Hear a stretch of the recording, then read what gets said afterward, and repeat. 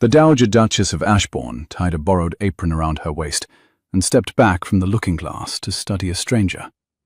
A grey wool gown, plain at the cuffs. A maid's cap covering hair the colour of polished walnut. No emerald ring on her left hand, no pearls at her throat. Only the careful posture of a woman who had spent 30 years being looked at, and was today preparing to be looked through. The October light through the south window was very particular. It came in low and copper, the colour of old pennies, and it found the small scar above her right wrist, the thin white line where the clasp of a particular pearl bracelet had been biting her for 31 years, and laid itself across it, the way a doctor's finger touches a familiar bruise. Henrietta had stopped wearing the bracelet on the morning her husband had been laid in the family vault, 9 Septembers ago, on the grounds that her wrist had had quite enough biting for one lifetime. She had not, in the intervening years, considered that the scar was now a kind of address, a small, identifying mark, the kind of mark that a clever woman, having seen it once, might remember. She tied the apron more firmly. Outside, somewhere along the south colonnade, a magpie was making the irritable, repetitive clatter that magpies made in October. The elms had begun to give up their leaves a fortnight earlier. The long shadows now laid themselves across the gravel by 2:30 in the afternoon. The sound of the magpie was unromantic. Henrietta had always loved magpies for being unromantic. They were a useful corrective on the kind of day when one was preparing to do something faintly ridiculous in the cause of one's only child. You will not get away with it. Her companion, Mrs. Bell, stood in the doorway with the disapproval of 40 years of service compressed into her folded arms. Your son will notice the moment he walks into a room. He has known you all his life, Your Grace. My son is in London until Thursday. Henrietta tucked a final strand of hair beneath the cap. By Thursday, I will know whether the woman he intends to marry is the daughter she pretends to be, or the climber my husband's brother insists she is. The grey wool itched, very slightly, at the inside of her wrists. She had not worn wool of this weight against her skin since she was a girl of 17 in her mother's still-room, sorting late summer herbs into linen squares. The itch was, she noticed with a kind of cold amusement, the same itch. And if she is the daughter? Then I shall have spent 2 days carrying tea. She turned. The apron was beautifully tied. The gown fitted as if she had worn one her whole life, which, in a way, she had, behind closed doors during a girlhood her own mother had refused to make easy. And if she is the climber, my son will know it before he sets the date. Outside the window, the elms along the South Avenue were burning copper in the October afternoon. A travelling carriage had just turned in at the lodge gates.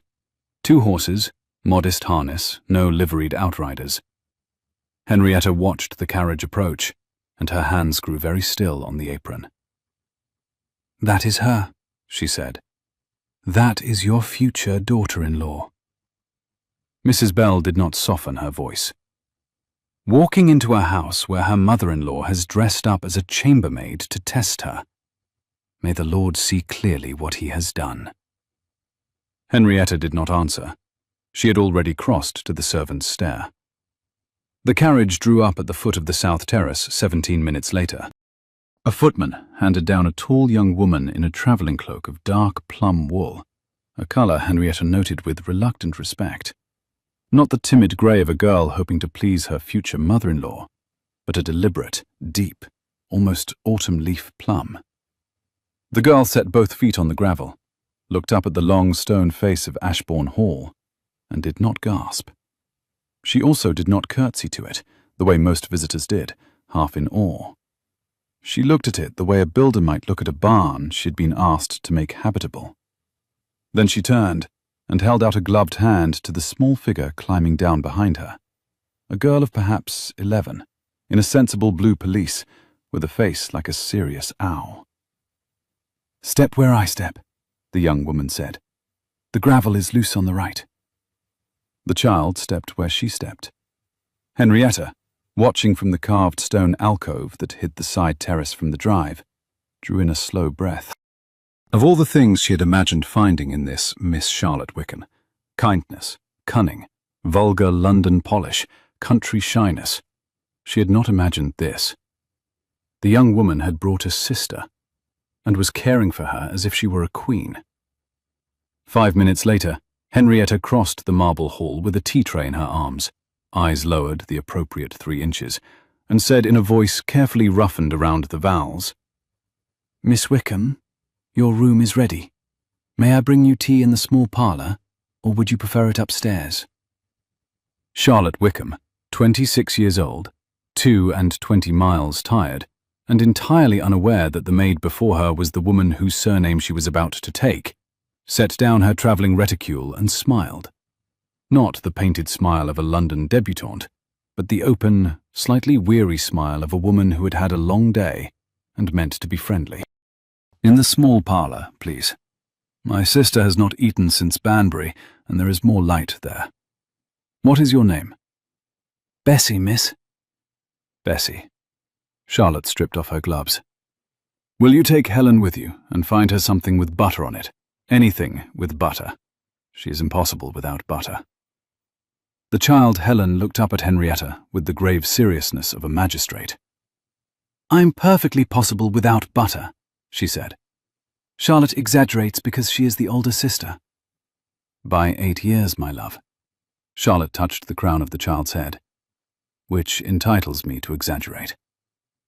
Henrietta heard herself say, "I shall fetch her some scones with butter and conserve, miss." And she walked down the corridor towards the kitchen, carrying a tea tray and an entirely unexpected lump in her throat. She had been a mother. She knew that touch on the crown of her head. It was not the touch of a fortune hunter who had brought a sister along for sentimental scenery. It was the touch of a woman who had been raising that child for years. Mrs. Bell, who had been pretending to polish a candelabrum within hearing range, fell into step beside her. "Well?" she murmured. "It is too early," Henrietta murmured back. "But you may take the conserve from the morning room, the apricot, not the gooseberry. And tell cook the child is not to eat the seed cake. Children of that age do not chew it well, and I should prefer she did not choke on her first day in this house." "Yes, Your Grace." "Bessie," Henrietta corrected, softly. "Yes, Bessie." In the small parlour, Charlotte Wickham had taken off her plum cloak and stood at the long window in a high-necked gown of dark bronze silk. A colour, Henrietta thought as she came in with the tray, that ought to have made any sensible lady's maid weep with envy. The light from the west window caught the edge of Charlotte's hair, and Henrietta saw, with the precision of a woman who had once been the most painted face in London, that Miss Wickham was beautiful. Not London beautiful, not the dressed and curled beautiful of a successful debutante. Country beautiful. The beautiful of a woman who walks 4 miles a day in all weathers and has not learned to be afraid of her own face. Helen had climbed onto an ottoman by the fire and was studying a portrait of the late Duke with the intent puzzlement of a child reading a book she had not been allowed to open. "Is that the Duke?" she asked. "That was my husband," Henrietta heard herself begin, and corrected just in time. "That was the late Duke, miss. The young Duke's father. Departed 9 years gone." "He has kind eyes," Helen said. "Charlotte, he has kind eyes." Charlotte turned from the window. For the first time, the lines around her mouth softened. Not into a smile, but into something quieter. Something Henrietta had not seen on a young woman's face in many years. Recognition. Charlotte Wickham was looking at the portrait of the late Duke of Ashbourne, the way one looks at a face one has been told stories about. "He does," Charlotte said. "Adrian, the new Duke, described him to me at length last summer. He said his father liked to bring the dogs into the library and let them sleep under the writing desk." Henrietta set the tray down on a side table. Her hand was steady. Her heart was not. She had not told that story to anyone in 9 years. It was a story she had told her son the autumn after his father's death, in the room above this one, both of them in mourning black, both of them refusing to weep where the servants would see. Adrian had told it to Charlotte Wickham. Adrian had told it to Charlotte Wickham. A woman did not tell a story like that to a fortune hunter she had met 3 months ago at a Bath assembly. A man did not tell a story like that to a woman he meant only to acquire. "Will there be anything else, miss?" Henrietta said. "Yes." Charlotte turned to her. "Could you find me a sewing basket? Helen has torn her pelisse on the carriage hinge, and I should like to repair it before dinner. I do not wish to trouble Mrs. What is the housekeeper's name?" "Mrs. Bell, miss." "I do not wish to trouble Mrs. Bell with so small a matter." "Most ladies in this house," Henrietta said, before she could stop herself, "would ring for a sempstress." "Most ladies," said Charlotte, picking up her teacup, "have never tried to feed a sister on a curate's pension while sewing late into a candlelit January. I learned to be my own sempstress at 14. I should hate to forget the skill." Henrietta dipped her head and left the room. In the corridor, she stopped beneath the great north window. She put one hand against the cold panes and stood for a long moment, looking out across the formal lawn, where the wind was moving copper leaves across grass that had been mown that morning. 3 months ago, in the second week of August, Henrietta's husband's younger brother, Lord Marcus Ashbourne, who had managed the Ashbourne estates during her son's minority, and who had never quite recovered from being passed over by the title, had ridden up from Surrey on a rainy Tuesday and informed her, sitting in this very house, that Adrian's intended bride was the impoverished daughter of a Norfolk curate, with a brother who had run through the family's small inheritance and was now £8,000 in debt to a moneylender in Holborn. Marcus had insisted that the engagement was a transaction, that Charlotte Wickham meant to use the Duke's income to clear her brother's debts, that she would bleed Ashbourne dry within 3 years. Henrietta had listened in growing suspicion. Adrian had broken 3 engagements before this one, gently, with the careful kindness of a young man who had been raised to honor his own conscience. And Henrietta knew her son. He did not propose lightly. If he had asked this Charlotte Wickham to marry him, he had asked because he loved her, and he had asked because she would make him better than he was. And yet a young man newly inherited could be deceived. A young man whose father had been lost to him early, whose mother had carried the duchy in her widow's hands for 9 long years until he was old enough to take it. That young man could be flattered by a clever woman in a Bath assembly room. Henrietta had not slept that night. The next morning, she had written to Marcus that she would consider his warning. And she had begun, quietly, to prepare what she now stood in: an apron, a cap, a roughened voice. 2 days. 2 days to see for herself. In the parlor behind her, she heard Charlotte say to Helen in a low, fond voice, "Eat slowly. There is plenty more, and there will be plenty more tomorrow, and there will be plenty more for as long as you and I shall live."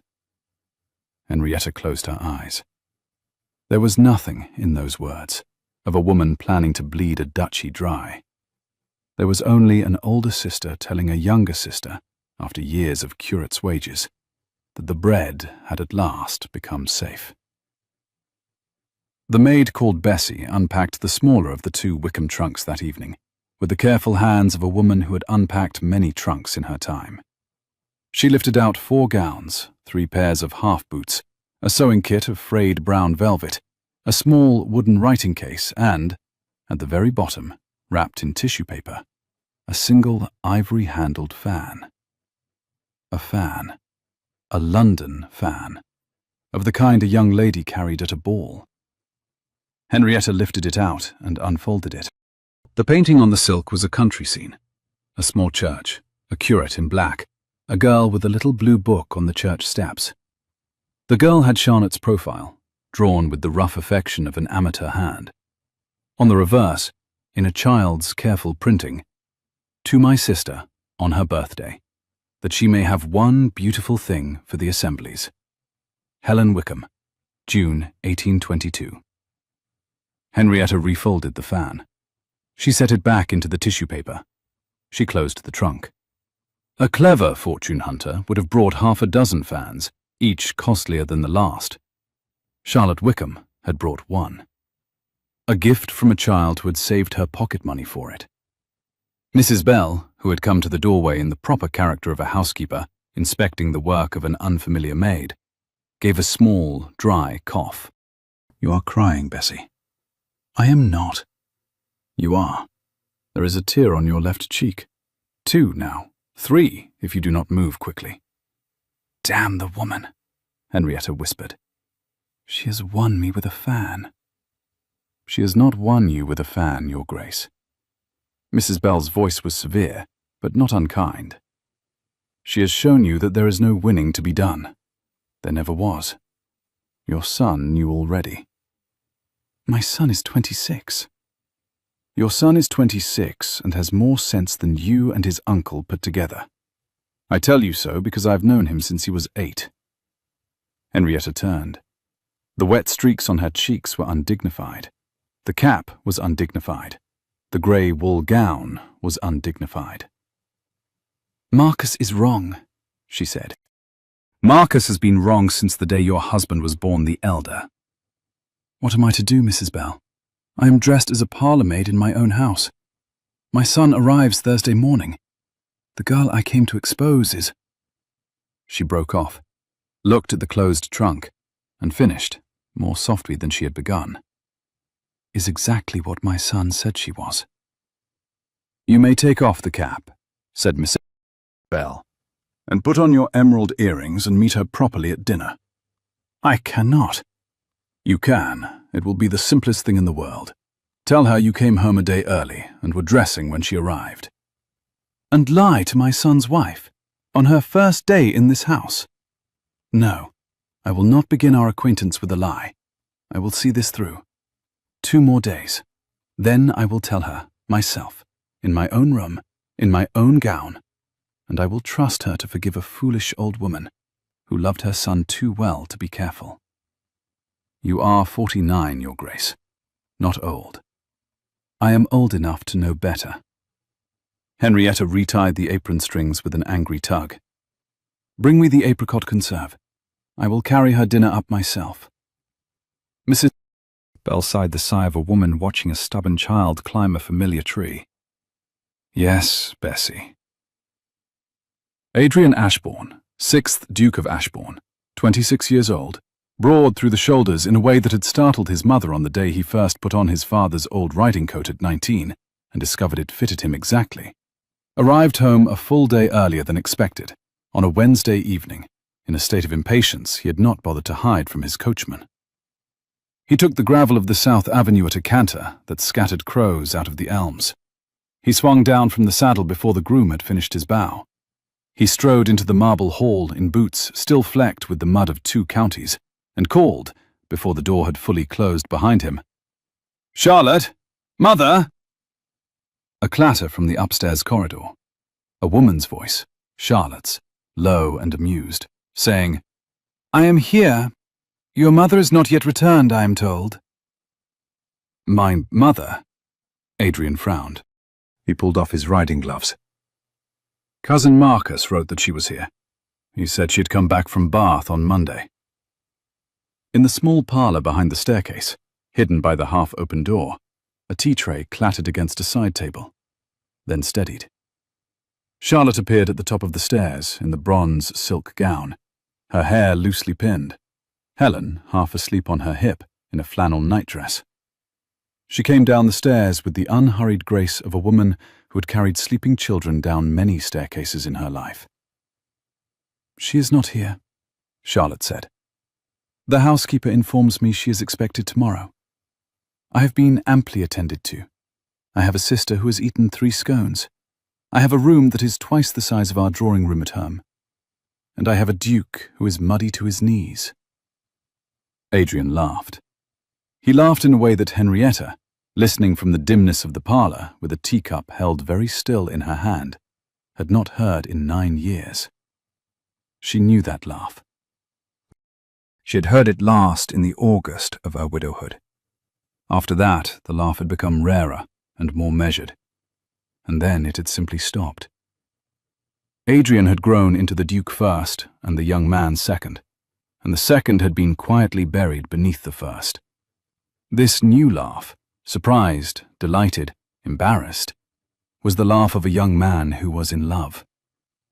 Henrietta set the teacup down soundlessly. She slipped out through the servant's door and stood in the back corridor with her hand pressed flat against the wainscot. She had been entirely wrong. About everything. Marcus had not been mistaken about Charlotte's brother. Henrietta had verified the man's debts herself before riding out from Bath. Marcus had not been mistaken about the £8,000. But Marcus had been catastrophically wrong about Charlotte. The brother was a fact. Charlotte was not the brother's accomplice. Charlotte was a woman who had built her life around protecting a child from the consequences of a young man's gambling, and who would, Henrietta knew now with the cold certainty of a parent recognizing another parent, have walked from Norfolk to Bath barefoot before she let her brother touch a penny of Adrian's money. The question was not whether Charlotte was a fortune hunter. The question was, what did Marcus want with the lie? Henrietta did not yet have the answer, but she would have it by Thursday night. Dinner that evening was a small one. The Duke, Charlotte, and Helen, who insisted on staying up because she could already see that this was the kind of household where children were allowed at the dinner table provided they did not crumble bread into their water glasses. The maid called Bessie carried in the soup tureen. Adrian glanced at her once, the casual glance of a young man being served by a member of his own staff, and looked back at Charlotte without seeing his mother at all. Henrietta nearly dropped the tureen. Mrs. Bell, who had been pretending to oversee the footman at the sideboard, caught her by the elbow with the iron grip of an old conspiracy and steadied her hand. "Good God," Henrietta hissed under her breath. "He looked through me." "You are wearing a cap, Your Grace. He has known me 26 years. He has known his mother 26 years. He has never met Bessie. People do not see what they do not expect to see.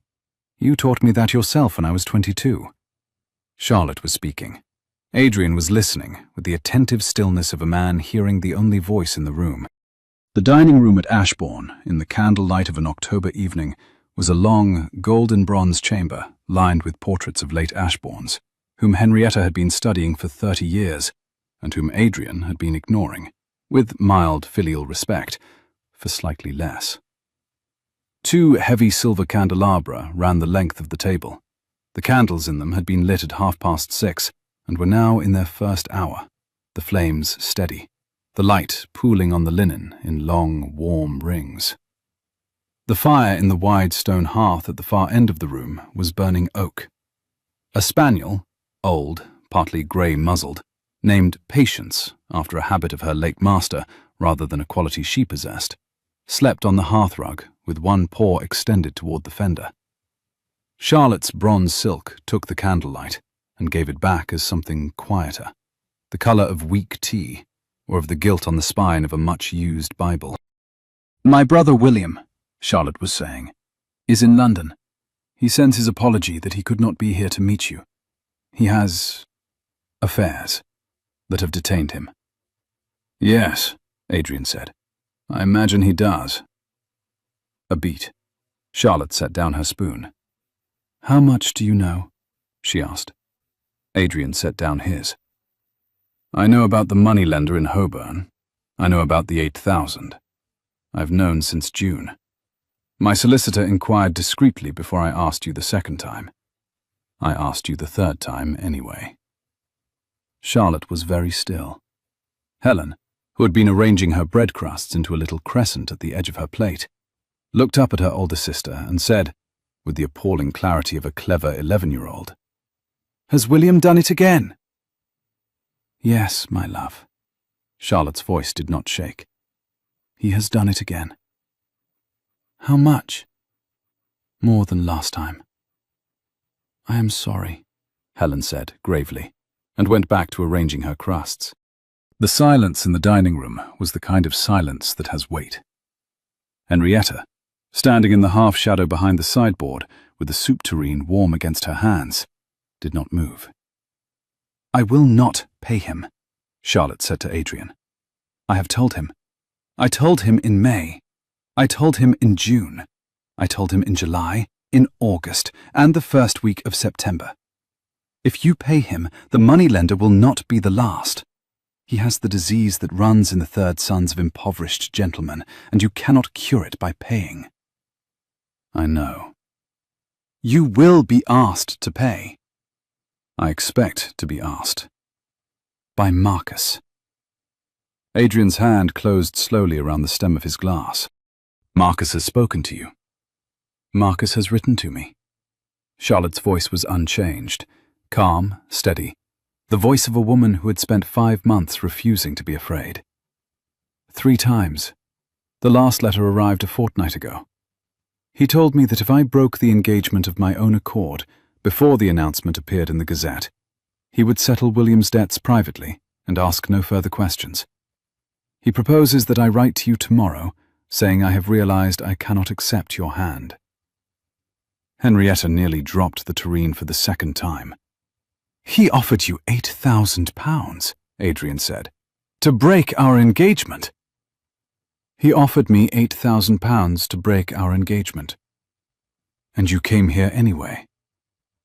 Charlotte met his eyes across the table.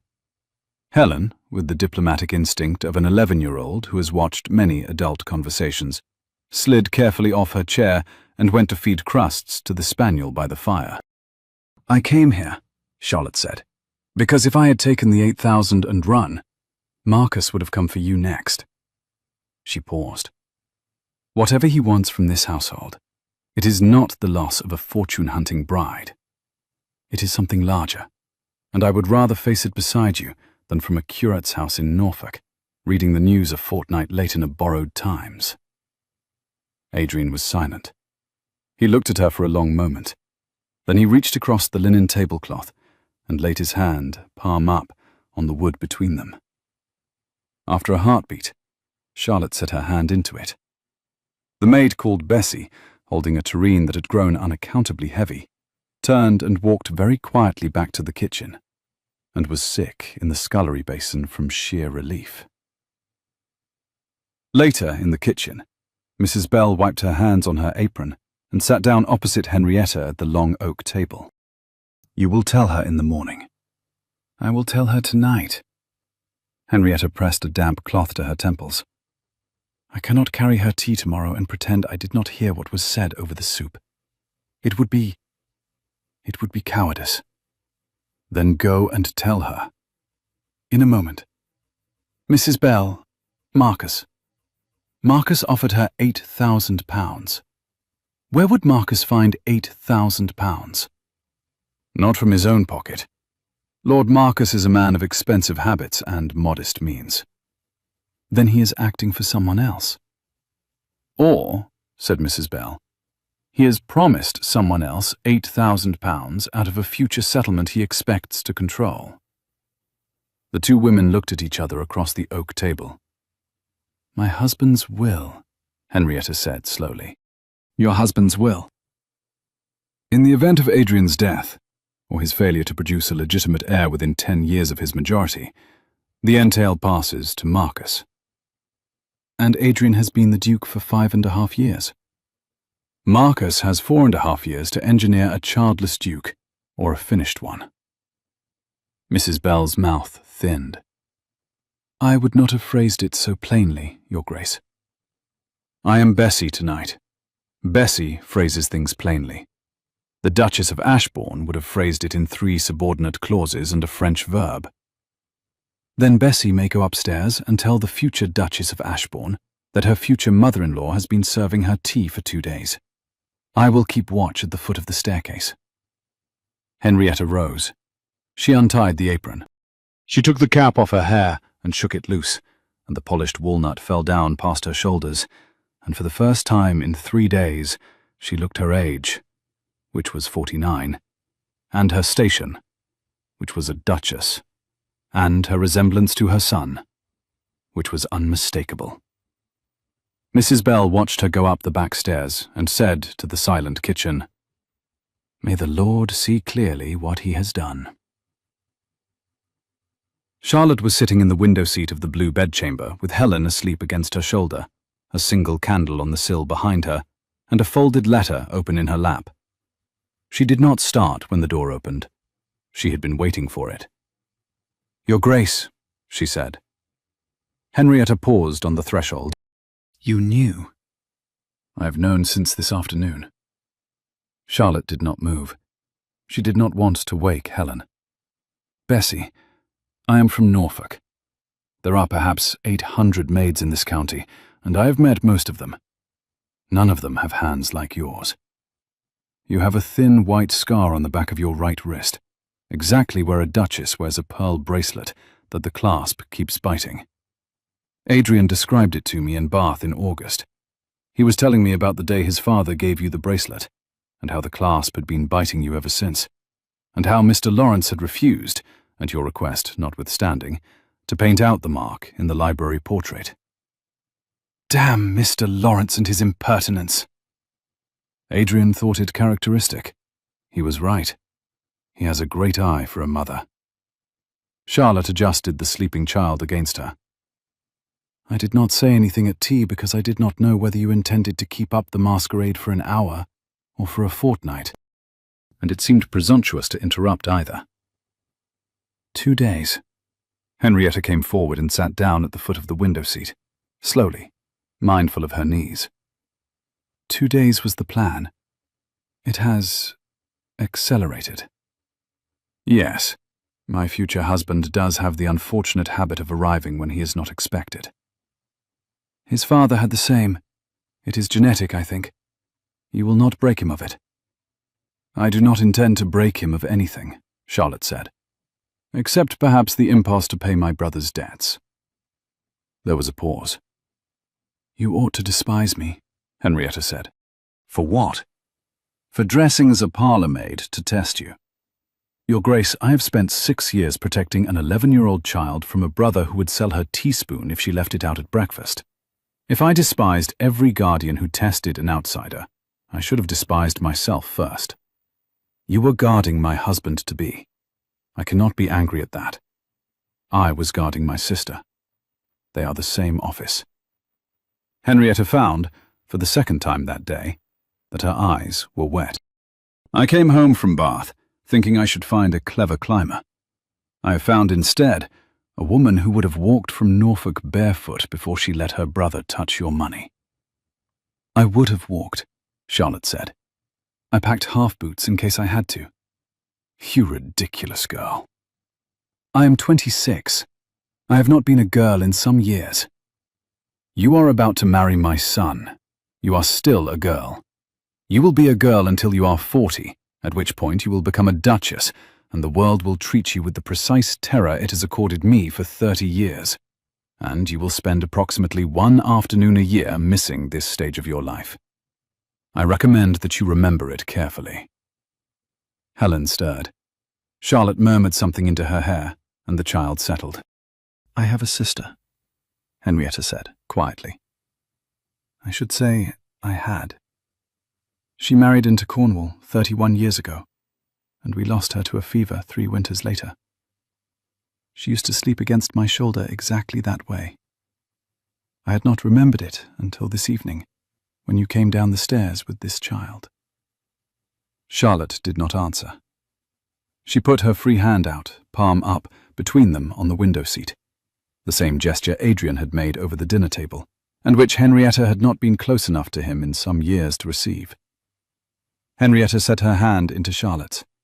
The 2 women sat in the candlelight without speaking for a long time. Then Henrietta said, "We have a Marcus problem." "Yes," said Charlotte. "We do." The morning room of Ashbourne Hall, on a clear October Thursday, with the elms outside dropping their copper leaves 3 at a time onto the gravel sweep, had 4 people in it. The Duke of Ashbourne stood at the window with his arms folded, the morning sunlight catching the dark gold of his hair, and making him look, his mother thought, exactly like his father had looked in the August of 1804. when he had decided to refuse the French ambassador's invitation to a private breakfast. That is, like a man who had already finished thinking, and was now simply waiting for the rest of the world to catch up. The Dowager Duchess of Ashbourne, in a high-necked morning gown of dark indigo silk, with her walnut hair restored to its proper coil and her emerald ring restored to her left hand, sat at the writing desk with 3 letters spread in front of her. Miss Charlotte Wickham, in the bronze silk of the evening before, refreshed by a clever morning sash of forest green, sat opposite the Duchess, with the calm posture of a chess player 2 moves ahead. Mrs. Bell stood beside the door in the precise pose of a housekeeper who had heard nothing and would, if asked, swear so on her mother's Bible. "Read it again," Adrian said. Henrietta lifted the 3rd letter, the one she had written that morning in the careful script of her early girlhood, when her handwriting had not yet been recognizable to anyone outside her father's library. "My dear Marcus," she read, "I find myself, at last, persuaded by your warnings of the summer. Miss W. has been with us these 2 days. I have observed her conduct. I will not bore you with detail. My son announces the engagement in the Gazette on Saturday. I write now to ask whether your earlier suggestion, that you might assist privately in a separation, with sums sufficient to make the lady comfortable in her withdrawal, remains open. If so, I should be grateful for a meeting at Ashbourne, alone, at your earliest convenience. Yours, in distress, H." Adrian, at the window, smiled without warmth. "He will come." "He will come at a gallop," said Henrietta. "He will come within 48 hours. "He will come tomorrow," Charlotte said. "He has been waiting for this letter for 3 months. "You are remarkably certain, Miss Wickham." "I have his letters. 5 of them." Charlotte drew a thin packet from the writing desk's lower drawer, where she had laid it half an hour earlier. "In 2 of them he indicates that he has, and I quote his exact phrasing, spoken with parties on the Surrey side who would be grateful for the resolution of this matter. Parties, plural, Surrey side. Either he has invented imaginary friends, or he is acting for someone, and that someone has been paying his rent in Bath since June. I made inquiries through my brother's bookmaker. Lord Marcus has been settling debts at 4 London clubs that he could not have settled 3 years ago." Adrian turned slowly from the window. "Who is paying him?" "That," Charlotte said, "is the second half of tomorrow's question." "And the first half?" "Why he wants me gone." "He wants you gone," said Henrietta, "because if my son marries you, my son will have a child. And if my son has a child, the entail will never reach Marcus. As long as the engagement was broken or delayed, the door remained open. He has been holding the door open for 3 years. Adrian, who had known the entail since he was 19, and who had not until this morning permitted himself to think of his uncle's affection as an investment in his cousinless childhood, set his jaw and said nothing. "There is a 3rd question," Mrs. Bell said, quietly, from beside the door. The 3 at the writing desk turned. "There is a moneylender in Holborn," Mrs. Bell said. "Miss Wickham's brother owes him £8,000. The moneylender does not, as a rule, accept a delay of 3 months for so handsome a sum, unless he has been promised the principal, with interest, from a guaranteed source. Lord Marcus has been Mr. Wickham's friend in London this past summer. Mr. Wickham has been seen riding with him in Hyde Park." A small, cold silence. "My brother," said Charlotte slowly, "has been riding with Lord Marcus. 3 times in August, twice in September." "Then he is in it." "He is in it up to the neck." "He believed," Charlotte said, her voice very even, "that Marcus would buy off my engagement, so that he could continue to live as he wished without my interference. He believed that Marcus had a fatherly concern for the dignity of the Ashbourne line. He is not. Adrian, I want you to understand this. He is not a wicked man. He is a weak man with a habit and a creditor. Marcus has used him. Marcus has used both of you, Adrian said. Yes. How shall we use him in return? 3 pairs of eyes turned to him. Adrian unfolded his arms. He crossed to the writing desk. He set his hand flat on the wood beside his mother's 3 letters, and Henrietta noted, with a stab of something she had not felt about her son for several years, that his hand had grown to the precise shape of his father's. Broad, square, very still. My uncle Marcus, said the Duke of Ashbourne, has been, I take it, the recipient of a small fortune from someone unknown. Some Surrey gentleman, some London company, some interested cousin of mine I have not yet been told about. We do not yet know who. We do not yet know what they want from this duchy, beyond my failure to produce an heir. We have 1 letter, Mother's, that will bring him here within 48 hours, believing himself to be on the verge of victory. We have, in this room, 3 witnesses to whatever he chooses to say when he arrives. 4, said Mrs. Bell. 4. Mother, you will be in the small parlour, dressed as a duchess, ready to receive him. I will be, apparently, in London. He will not, until the precise moment, know that I am here. Mrs. Bell will conduct him in and stand at the door. Miss Wickham, Charlotte, will be in the next room with the door ajar, and at the moment of my uncle's most candid admission, I will walk in from the library. And then? Said Charlotte. Then he will have to choose, said Adrian, between telling me who he has been working for and being committed to a court of law for the attempted defrauding of his brother's heir. I shall, of course, ask him very kindly. Once, twice, if I am feeling sentimental. Henrietta looked at her son. You have planned this, she said, in approximately 4 hours. In approximately 4 hours, with 2 cups of coffee and a great deal of help from my future wife. You are your father's son. I sincerely hope so. Henrietta picked up the letter to Marcus and folded it. Mrs. Bell crossed to the bell pull. Charlotte slipped Helen, who had appeared at the morning-room door in a sensible nightdress and a great deal of curiosity, back upstairs with a promise of preserves and a kiss to the parting of her hair. In the hall, as Henrietta passed her son on her way to the corridor, she paused. Adrian? Mother. I dressed as a maid to test her. I know. Mrs. Bell wrote to me the day she heard the plan. I received the letter in London on Monday. I came home a day early to see what kind of test you were running. Henrietta stared at him. You knew? I knew. And you did not warn Charlotte? Mother, if I had warned Charlotte that you were going to dress as a maid for 2 days to interview her, you would have lost the first piece of intelligence you have ever gathered without subordinates. Charlotte would have arrived performing for the audience, and you would have made up your mind from the performance. And you would have been wrong. And you would have spent the next 30 years sitting opposite my wife at Christmas dinner, suspecting her of arts she does not possess. I let you do it because I trust her. And because I wanted you to trust her, without my having to ask you to. You ridiculous boy. I am 26. I have not been a boy in some years. You are about to marry that woman. You will be a boy until you are 40, at which point you will become a duke, and the world will treat you with the precise terror it has accorded your father. And you will spend approximately 1 afternoon a year missing this stage of your life. I recommend that you remember it carefully. Mother, are you quoting yourself? I am. I said it to your future wife last night in the window seat.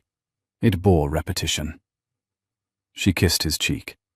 He smelled, she noted, of the same shaving soap his father had used, sandalwood and bay, and Henrietta thought with a kind of weary delight that perhaps the worst part of being a parent was that one's grown children kept smelling, at unexpected moments, of one's long-gone husband, and one was expected to continue functioning anyway.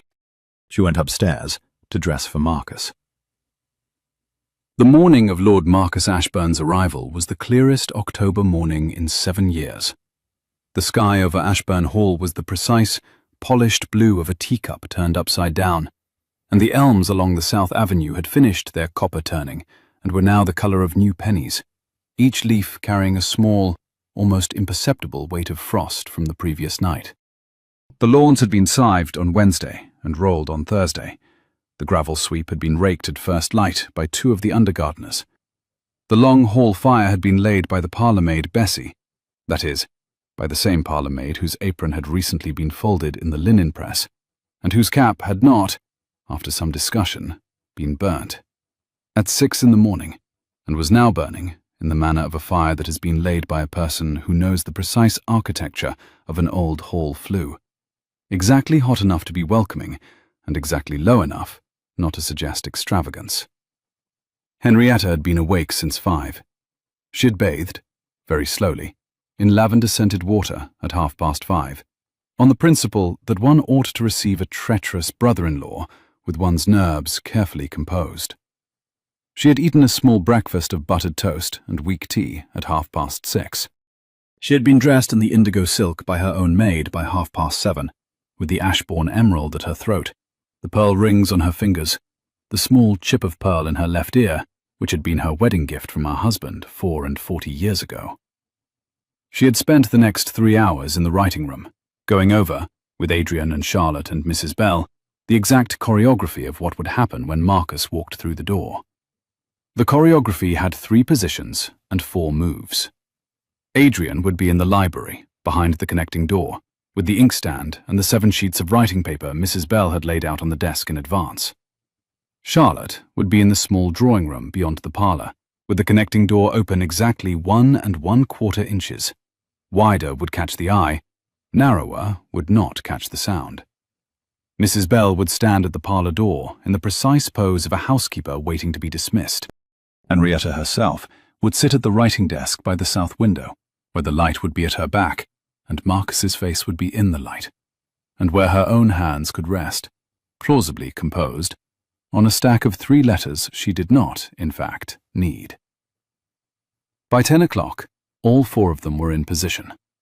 By 1:15, the parlour-maid Bessie, who had returned that morning to being the parlour-maid Bessie, since the choreography required a maid to bring tea, and Henrietta would not be in a position to make tea while sitting at the writing desk, was crossing the marble hall with a heavy silver tray on which sat a teapot, 2 cups, a small jug of milk, and a single dish of plain biscuits. By 11:15, the rattle of post-chaise wheels was on the gravel.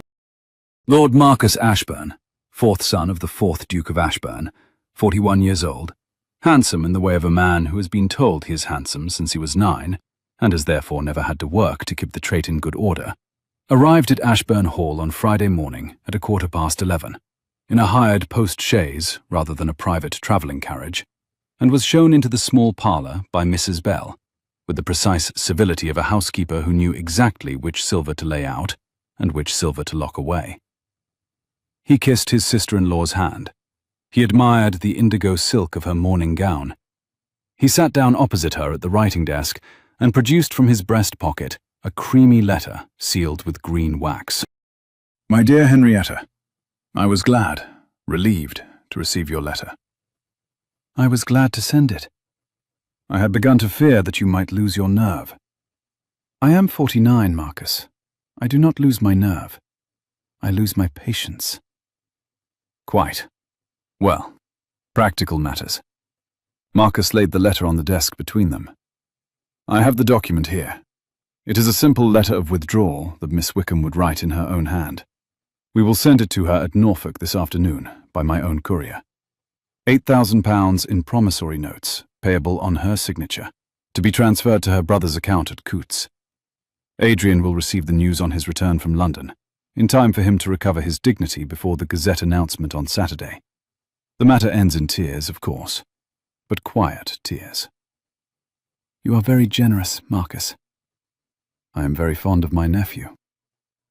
Are you, said Henrietta pleasantly, very fond of his future heir? Marcus paused. Half a second, no more. His future heir, he said, equally pleasantly, is a hypothetical young person we have not the pleasure of meeting yet. Quite. About that.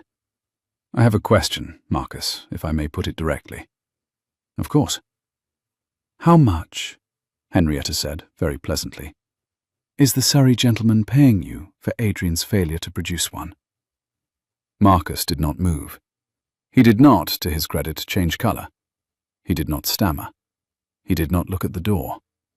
But Henrietta, who had spent 30 years at the dinner tables of men who had practiced diplomatic blandness from the cradle, saw the exact quarter-second tightening at the corner of his mouth that told her she had hit the centre of his target on the first arrow. Henrietta, Marcus said gently, I do not understand the question. The clock on the chimney-piece ticked twice. The fire in the grate, which had been laid by Bessie at 6 and tended by an under-housemaid at 10, popped a single small report from a piece of applewood that had not quite dried. A robin, on the south sill outside the window, hopped along the stone and disappeared into the yew hedge. Henrietta did not move. She watched her brother-in-law's hands. Marcus's hands were beautiful, long-fingered, lightly tanned, with the slightly old-fashioned silver ring on the smallest finger of the left that he had worn since university. And they were, she noticed, very still. That was the tell. A man entirely innocent of a question would have moved his hands. Marcus's hands had stopped. I think you do. 5 letters to Miss Wickham, 3 rides with her brother in Hyde Park, rent paid to your landlord at Bath since June from an account that is not yours, subscriptions at 4 clubs in London that you could not have managed 2 years ago, and the £8,000 on this desk. Whose money is it, Marcus? Your information, my dear, is inaccurate. My information is from Coutts. Coutts will not divulge. But Coutts is owned by Mr. Coutts, and Mr. Coutts was a great friend of my husband's, and Mr. Coutts is godfather to my son. I asked him on Tuesday. He told me on Wednesday. A small, brittle silence. You will not, Marcus said more quietly, find the gentleman in question pleased that you have asked. I shall not be asking him. You will. I see. The door from the library opened. The Duke of Ashbourne came into the small parlour in his shooting coat with the dust of 2 counties still on his boots, which Henrietta thought was a particularly nice touch. He had ridden out to the gatehouse and back specifically for the boots, and stood at the centre of the room with his hands behind his back and his face very still. Uncle Marcus. Marcus rose, automatically, the way a man who has lived 41 years in deference to titles rises when a duke enters a room. Adrian, I had not thought. No, you had not. Adrian did not invite him to sit. I have been in the library these 40 minutes. I have heard most of what was said. The part I missed, my mother will repeat for me at lunch. Sit down, Marcus. Marcus sat down. I have one question, said the Duke of Ashbourne, and you will answer it once, in this room, with my mother as witness. If you do not answer it, you will leave this house in the next 10 minutes, and I will instruct Coutts and 4 other parties to investigate every account you have touched in the past 4 years. By Christmas, you will be ruined. Do we understand each other? Adrian, do we understand each other? Yes. Who is paying you to break my engagement? Marcus looked down at the letter he had brought. He looked at his sister-in-law in her indigo silk. He looked at his nephew in his dusty boots. He looked, finally, at his own hands. Lord Helmsley, he said, of Surrey, with the support of his eldest daughter, Lady Anne Helmsley, whom you may recall meeting at Brighton in May of last year. They had thought, Lord Helmsley had thought, that you and Anne might come to an understanding. He believed himself encouraged in this hope by certain remarks of mine made in the autumn of 24. When you instead became engaged in August, Lord Helmsley wrote to me. He believed, he continues to believe, that Miss Wickham is unsuitable. He has provided funds for the encouragement of her withdrawal. The sum has been, £15,000, of which 8,000 was earmarked for Miss Wickham herself. And the remaining 7,000? Was to be paid to me, upon successful conclusion. Marcus. Adrian. You sold me to a Surrey gentleman who wanted me for his daughter, without consulting me, for £7,000, and the satisfaction of seeing your brother's son married to a woman of your own choosing. That is precisely what you did. Marcus did not answer. The fire in the grate had burnt down to a steady, dark red bed. The applewood was gone. 2 pieces of seasoned oak had taken its place, and the oak was burning the way old oak does, slowly, without sap, with the dry, attentive heat of a fire that intended to be useful for some hours.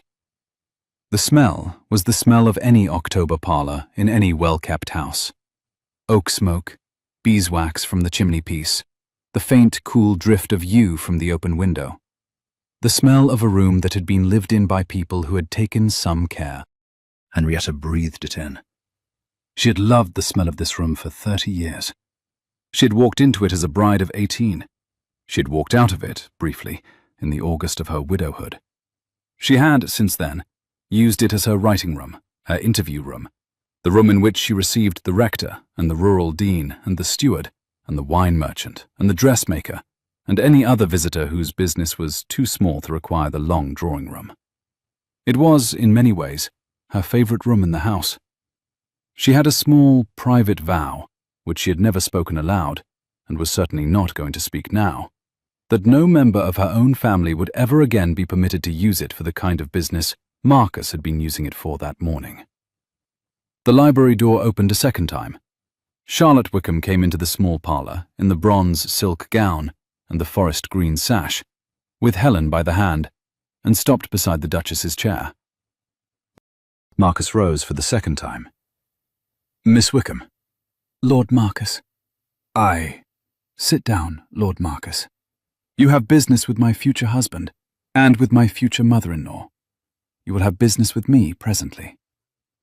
Charlotte set Helen carefully on the ottoman by the fire and turned. But first I have a question, and you will answer it. Where is my brother? Marcus, sitting again, looked at her with something Henrietta watched with great interest. Surprise, perhaps. Some calculation. A small alarm. Your brother is in London. My brother William left London on Wednesday morning.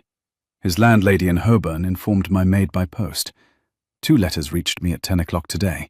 One from her, one from a clerk at Beresford & Sons, whom my father had once helped into his post, and who has remembered the favour. He has not been seen since. He owes the moneylender £8,000. Tomorrow is the day the moneylender has set for the principal. If he does not appear with the moneylender, who is, as you know, an unsentimental gentleman, will inform certain parties about the irregularities in my brother's commission accounts at Beresford & Sons, and my brother will be arrested for embezzlement before Sunday. Miss Wickham, I did not know about Beresford. You did not need to know. You needed only to be the kind of man who believed he could buy my brother's loyalty with a private credit line and a fashionable horse.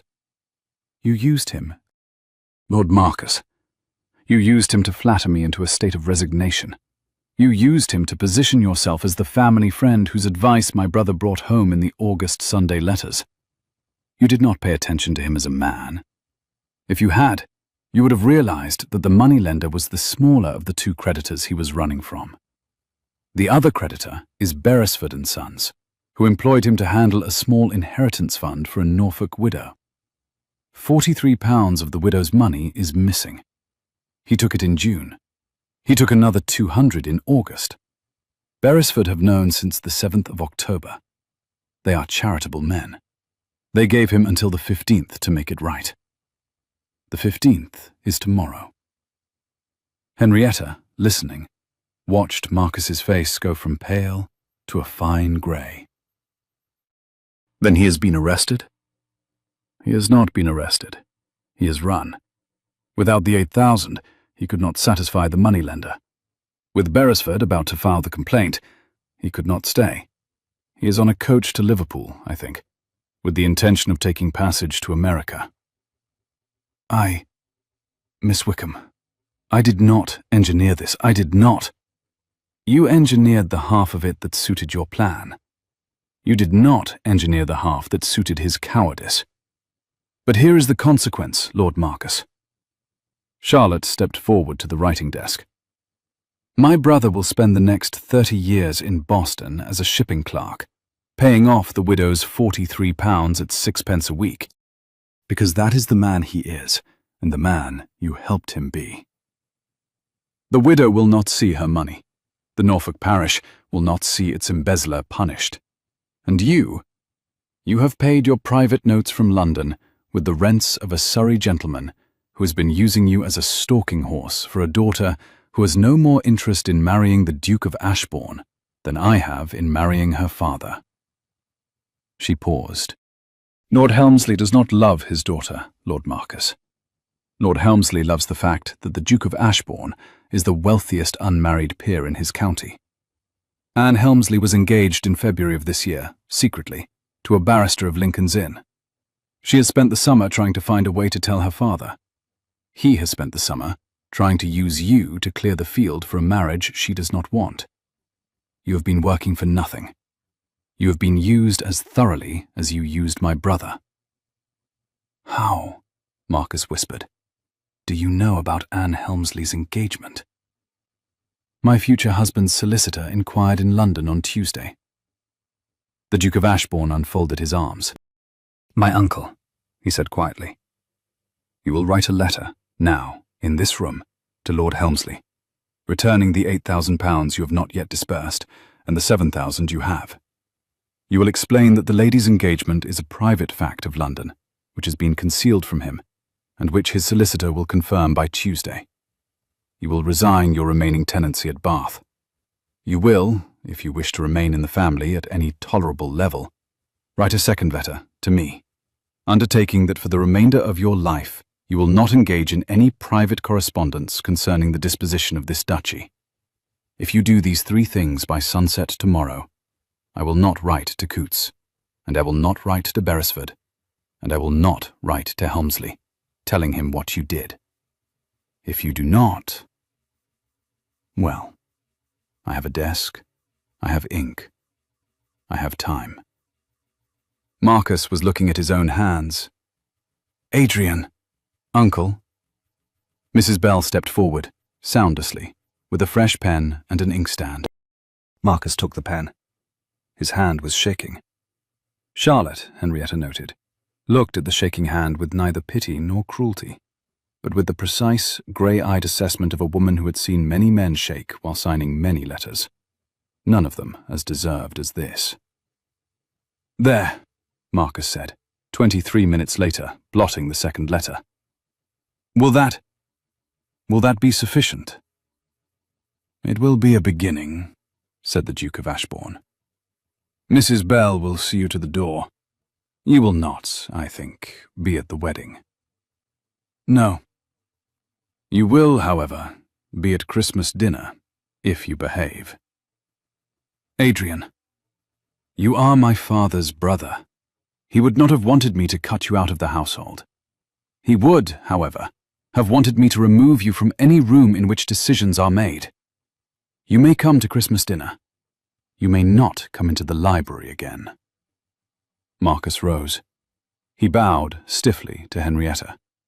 He bowed less stiffly to Charlotte.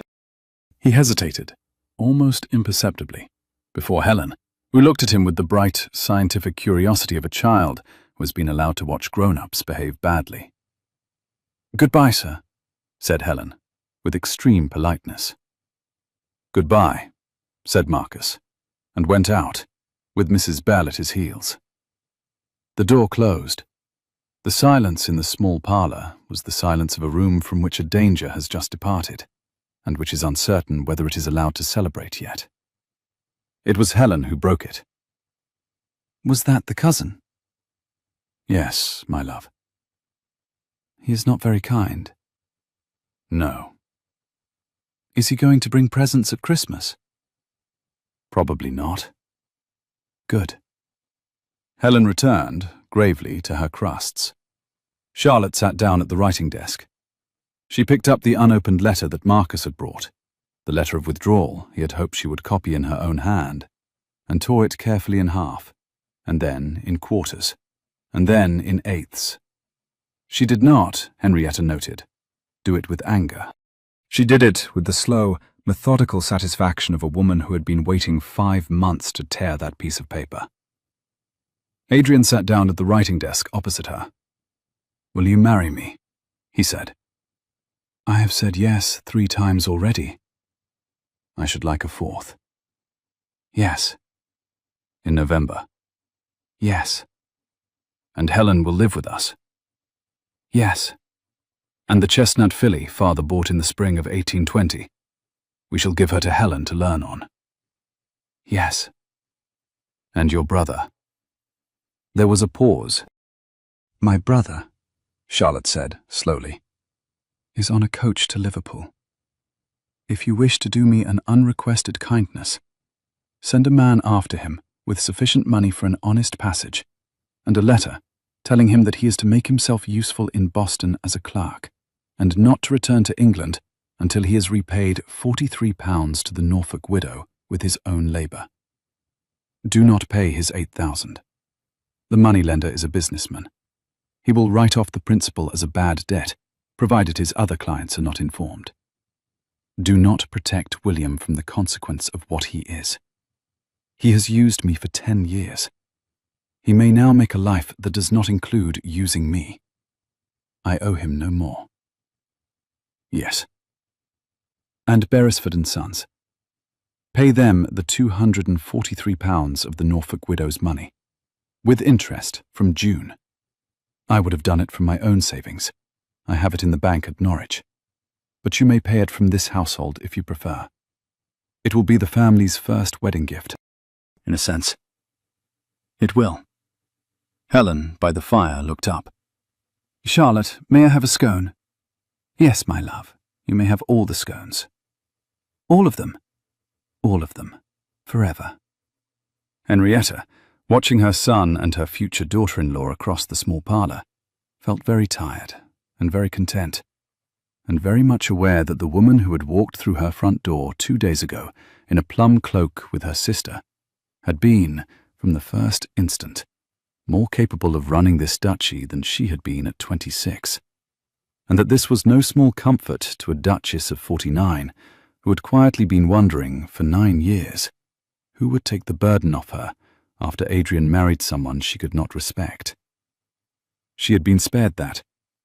She had also been spared the embarrassment, mostly, of having been wrong about it. She rose. "I will leave you two to plan a wedding. Mrs. Bell and I have something to attend to in the kitchen." "Mother." Adrian rose too. "Yes." "Thank you." "For what, my son?" "For dressing as a maid for 2 days. You will mock me with that for 30 years. At least. I shall earn the mockery." She kissed Charlotte's cheek. She kissed Helen's parting. She paused at the door and looked back at the 3 of them. Her son, his future wife, the small child by the fire who would, in 8 more years, be a young woman in the bronze silk of an Ashbourne ball.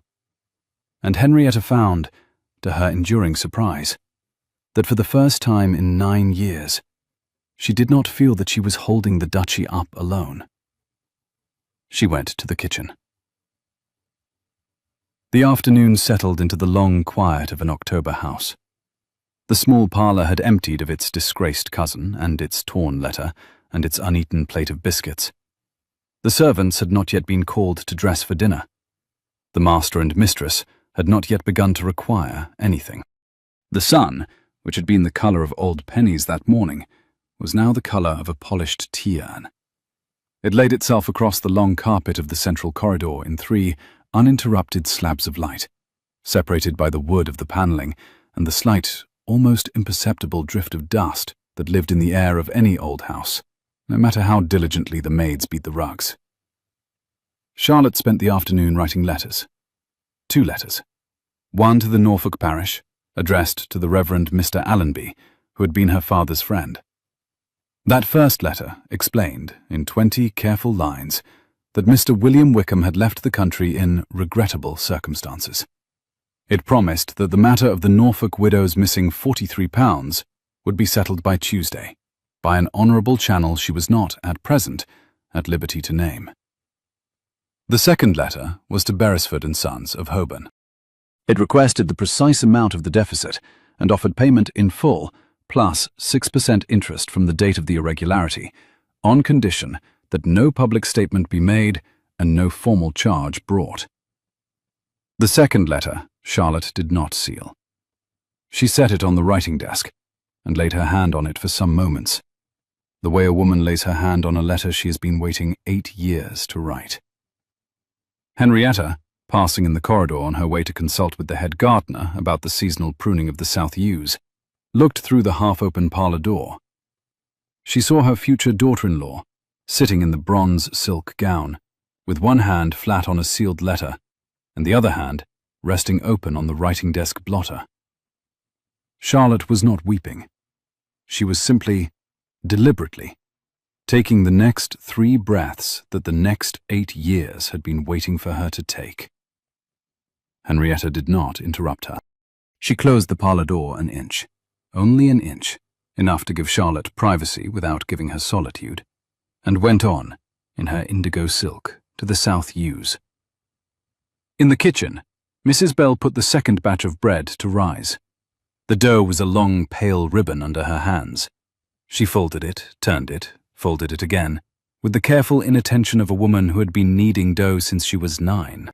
She thought in succession about the apron in the linen press, the cap which she would not, despite her mistress's instructions, be burning, because Holland was Holland, and one did not burn good linen. The question of whether Lord Marcus would behave, in the long run, like a man who had been chastened, or a man who had been merely scared. And the question, more important than any of the others, of what particular wedding cake she would propose to make for a duke whose mother was eccentric, and a bride who was practical, and whose small, grave sister-in-law preferred her sweets without much frosting. By 6 o'clock, the long shadows had crossed the gravel sweep and were climbing the south face of the house. By 7, the lamps in the corridors were being lit. By 9:30, the household had eaten its dinner in companionable, exhausted quiet. Helen had been put to bed in the blue bedchamber with a small ceremony involving a candle, a glass of milk, and a careful kiss from her sister on the precise crown of her head. The dowager had retired to her own apartments. Mrs. Bell had retired, ostentatiously, to the housekeeper's room, on the understanding that she would not, in fact, retire to bed for another 2 hours, and that she could be relied upon to put out the corridor lamps when the master and his future bride had concluded whatever business had been keeping them up. That night, after Helen had been put to bed and the lamps in the corridor had been turned down to their lowest wick, the Duke of Ashbourne and Miss Charlotte Wickham sat in the library on either side of a single broad desk, with a green-shaded reading lamp between them, and went, page by page, through the 5 letters Marcus had written to her over the summer. It had not been Adrian's idea. He had suggested, gently, that perhaps the letters might be put away in a drawer and not looked at again. Charlotte had said, equally gently, that they would be looked at again, and properly, by the 2 of them, tonight, and never thereafter. "It is the same principle," she had said, "as cleaning a wound. You do not do it twice, you do it once, thoroughly, and then you bandage." The first letter was dated the 11th of June. "Listen to this." Charlotte leaned closer to the lamp. The light caught the edge of her cheek and turned a single, loose strand of dark hair to copper. Adrian, who had until that moment been entirely occupied with the question of Marcus, found himself entirely occupied with the question of how a single strand of hair caught light. He looked back at the page. He says, "I write as your father might, had he lived to see you in this delicate position. He never met my father.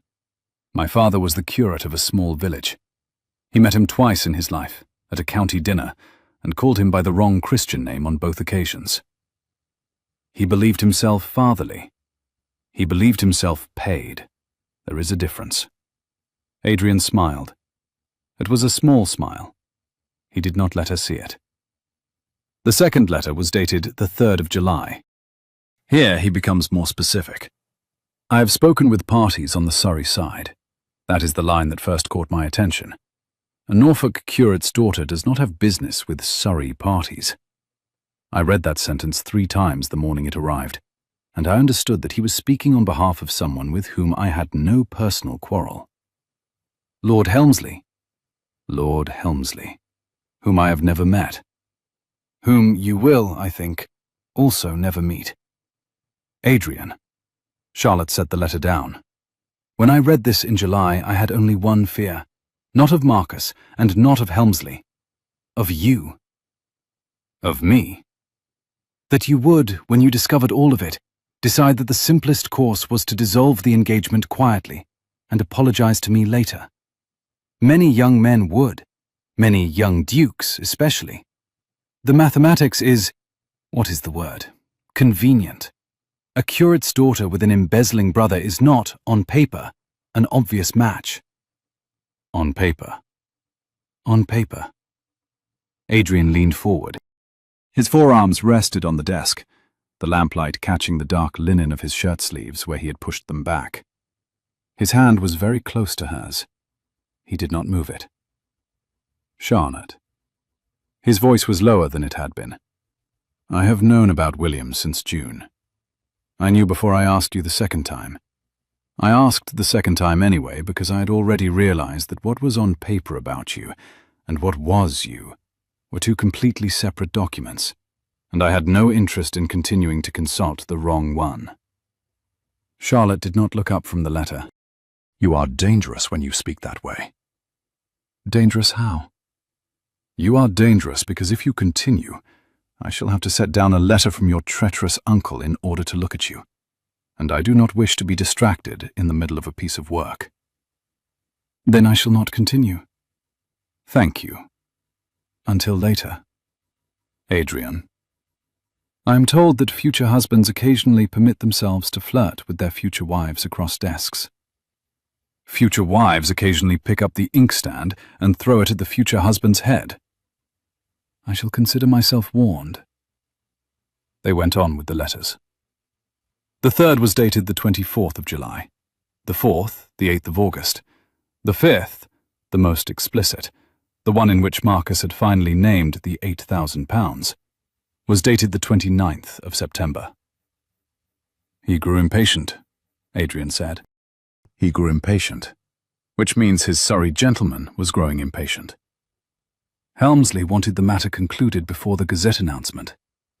He wanted it concluded before October, because Anne Helmsley was about to confess her own engagement, and Helmsley wanted a fait accompli on his side before her father-in-law-to-be sent the formal letter from Lincoln's Inn. He has been racing against his own daughter for 2 months without knowing it. Adrian looked at the date of the 5th letter. Charlotte, when you received this, what did you do? I burned the envelope. I copied the letter. I sent the copy to my brother William's bookmaker in London with a request for any information he could provide about Lord Marcus's recent ride-out partners. I received the reply on the 11th of October. I packed for Ashbourne on the 12th. I arrived on the 14th. You came home a day early on the 15th. The whole matter has taken, she counted on her fingers with the candlelit precision of a young woman who liked things tallied, 4 months and 17 days. You have been running this affair in parallel with us. I have been running this affair while teaching my sister Latin verbs and 3 pieces of pianoforte by Mr. Clementi, and continuing to make my brother's breakfasts whenever he was at home. I have a great deal of practice doing several things at once. You will run my estates after we are married. I shall not. I shall run some of your estates, the ones that interest me, and you shall run the others. We shall have an annual meeting at which we compare ledgers.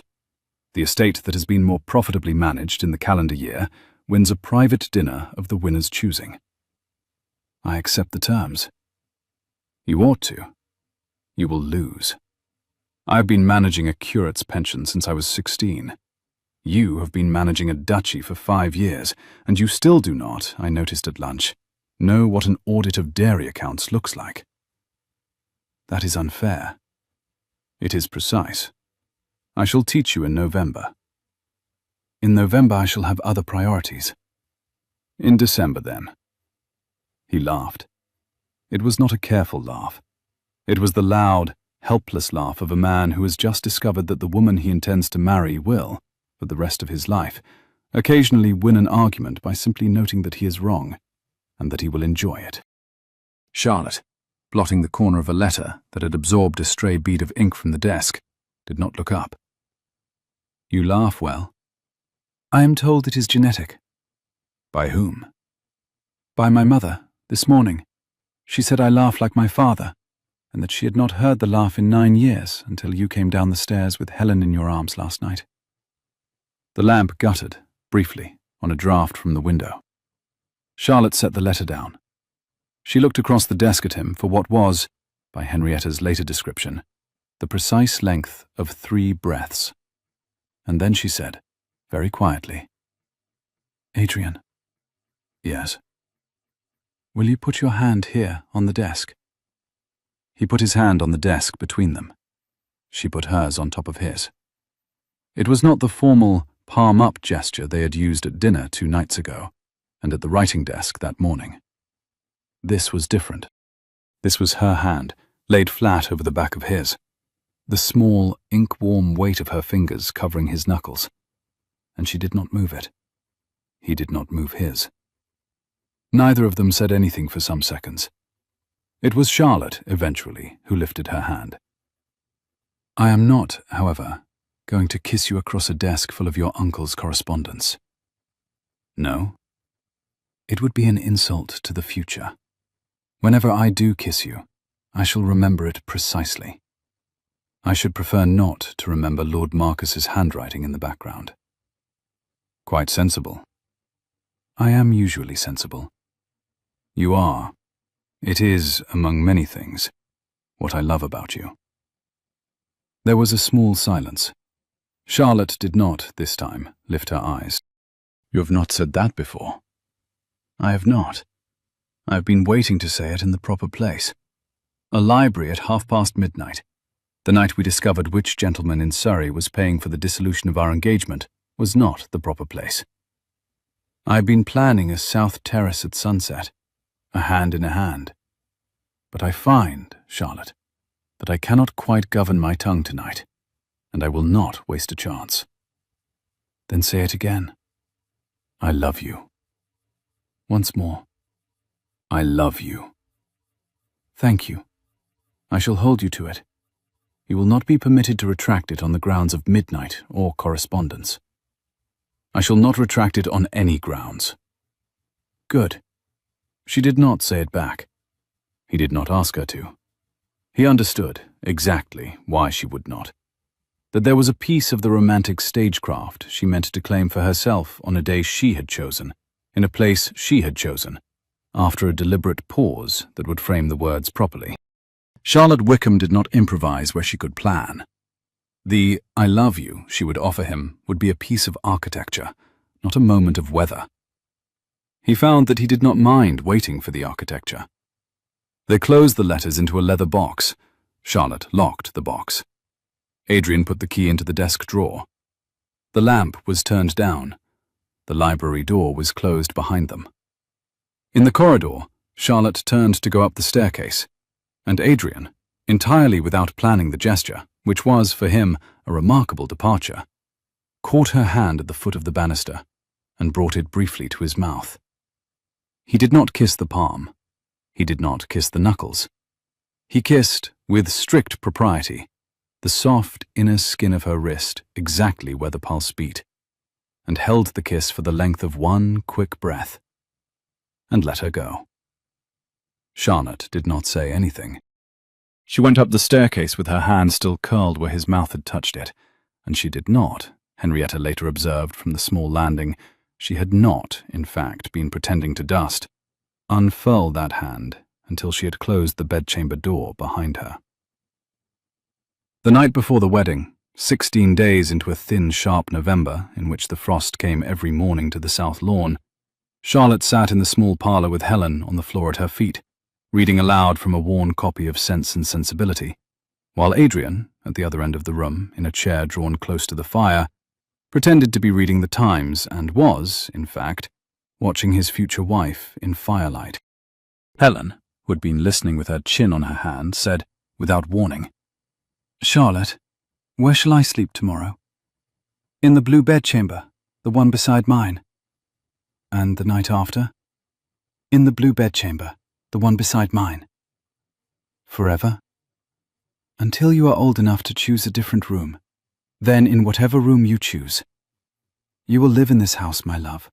Always. Unless one day you decide to live in another house, in which case you will live in that one. But you will not be sent anywhere by anyone, ever. Do you understand?" Helen considered this. She nodded. "And on your wedding day," she said, "will you cry?" "I shall not." "Will Adrian?" "I should think it extremely unlikely." "Will grandmother?" "That is between grandmother and her handkerchief. We shall not discuss it in front of her." "Quite right." Helen returned to Marianne Dashwood. After a quarter of an hour, she fell asleep against the ottoman. Charlotte set the book aside. She rose, with the careful, slow movement of a young woman who did not wish to wake a sleeping child, and crossed the parlour to her future husband's chair. Adrian set the Times down. She did not sit. She stood in front of him, between his knees in the firelight, in the dark winter rose silk gown that had been altered that morning for the next day's ceremony. And she looked down at him, with the assessing grey eyes of a woman who had decided, sometime in the previous half hour, to take possession of a particular piece of architecture before the wedding made it routine. "Adrian." "Yes." "I have not yet said it back." "You have not. I have not asked. I have been waiting for the proper place. The proper place was supposed to be in the morning, at the altar, with 20 other people listening. I find I do not wish to share it with 20 other people. I wish to say it here, in this parlour, with Helen asleep, with your mother at the dower house, with Mrs. Bell pretending not to listen at the door." "Mrs. Bell is in the kitchen." "Mrs. Bell is at the door. I heard her 3 minutes ago. She is curious." Adrian rose from the chair. He did not, even then, reach for her. He let his hands stay at his sides. "Charlotte." "I love you," Charlotte said, quietly, in the firelight. "I have loved you since the 2nd week of August in a Bath assembly room, when you said something unforgivably kind to a stranger about your father, in a voice you did not know I overheard. And I went home that night and wrote a name on a piece of paper and folded it into a book where my brother would not find it. I have loved you since June, when you asked me the 2nd time, and I knew, even before you said it, that you had already inquired about William. I have loved you since the moment, 2 weeks ago, when I came down the staircase carrying Helen and saw you in the marble hall, in 2 counties worth of mud, and understood that you had ridden home a day early because you could not bear to be late to the woman you intended to marry. I have loved you for most of this year. I am very glad to be allowed, finally, to say so out loud." Adrian was quiet for a moment. "Charlotte, may I kiss you now?" "Yes." He kissed her. He kissed her the way a young man kisses a woman he has been waiting for some months to kiss properly. With steadiness, with restraint, with a great deal of careful tenderness at the beginning, and a great deal less restraint afterwards. The fire crackled. Helen slept on the rug. From the corridor came, audible if one listened carefully, the small dry cough of Mrs. Bell removing herself, having heard quite enough. When Charlotte stepped back, after some considerable time, she put both hands flat against his chest and said, in a voice that was not entirely steady, "We shall need to be married tomorrow." "Yes." "At 10 o'clock." At 10 o'clock. Sharp. Sharp. And Adrian? Yes? You smell of your father's shaving soap. Your mother told me on Friday. I had wondered. I am pleased to confirm it. My father would have liked you. I should have liked him. We shall walk past his portrait together tomorrow, after the service, on our way to the dining room, and I shall greet him properly.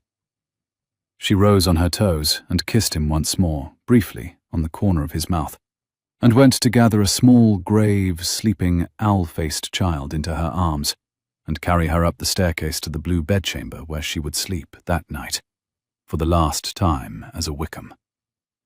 Adrian stood by the fire and watched them go. He was, Mrs. Bell later told the Dowager Duchess in the kitchen over a quiet pot of chamomile tea, smiling the foolish smile of a man who has been kissed in the right room at the right moment by the right woman, and who has discovered that the worst thing about being a duke is having to find time, between estate business, to feel that particular kind of foolish. He looked, Mrs. Bell said, like his father. He always did, said Henrietta. More so. Yes, more so. The two of them sat by the kitchen fire and drank chamomile tea, and Mrs. Bell, who had been a young housemaid at Ashbourne the night Henrietta herself had been kissed in a small parlour by the late Duke before her own wedding, 42 years ago, did not need to point this out, because Henrietta, who remembered everything, was already pointing it out to herself. After a long pause, Mrs. Bell rose and crossed to the linen press in the corner. "Well," said Mrs. Bell. "Well, the cap and the apron are in the linen press. Burn them." "They are perfectly good Holland." "Then give them to a proper maid. I do not want to see them again." "Yes, Your Grace." "And Mrs. Bell." "Yes." "You wrote to my son." "I did." "On the second day of my preparations." "I did." "You ought to be dismissed." "I ought." "I should have to find another housekeeper. It would be tedious. I should have to look at resumes. I should have to interview 6 women in cap and apron in this very kitchen and dislike all of them. It is not worth the inconvenience. You may remain." "Thank you, Your Grace." "You will, however, never again countermand my schemes by writing to my son." "I will, however, write to your son the next time you propose to dress as a parlour-maid in your own house." "There will not be a next time, Mrs. Bell. I have learned my lesson." "You have learned half a lesson, Your Grace." "Which half?" "The half that says you may not deceive a future daughter-in-law for 2 days without paying for it in tears at 4 in the morning." "And the other half?" "The half that says you may, occasionally, trust your son." "Ah." Henrietta sat down at the long oak table. She rested her elbows on the wood, which she had not done since she was 19, and her father had told her that duchesses did not rest their elbows on tables, and looked at the woman who had been her co-conspirator in the running of Ashbourne Hall for 30 years. "You are quite right, Mrs. Bell." "I am usually right." "You are. It is one of your less attractive qualities." "I have many less attractive qualities, Your Grace. We shall have time to enumerate them after the wedding." Henrietta laughed. It was the first true laugh she had laughed in 9 years, and it sounded, to her surprise, very like her son's.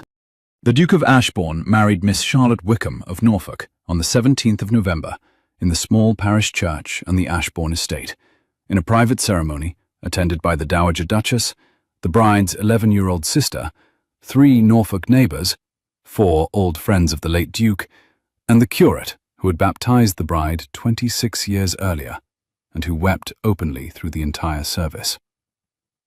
The bride wore a gown of dark winter rose silk, trimmed at the cuffs and hem with seed pearls that had once belonged to the dowager's grandmother.